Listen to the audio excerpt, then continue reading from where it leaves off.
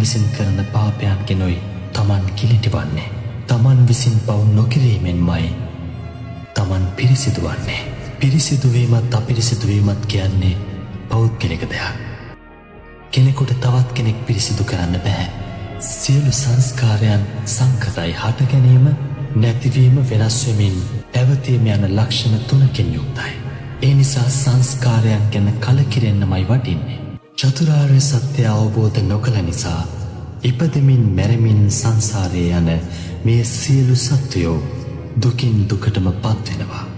ආර්ය අෂ්ටාංගික මාර්ගය අනුගමනය කොට ඒ අමා මහ නිවන සාක්ෂාත් කළොත් සියලු දුකින් නිදහස් වෙන්න පුළුවන්. ඔබත් දැන් අප්‍රමාදීව කුසල් දහම්වල යෙදී වාසය කරන්න. ඔබ මේ ගත කරන මිනිස් ජීවිතය තුළ මනුෂ්‍ය වර්ගයාගේ යහපත පිණිස පිළිපදින්න. ඒ ඔබගේ මුළු මහත් සමාජයේ යහපත පිණිසත් සැපය පිණිසත් හේතු වේවි.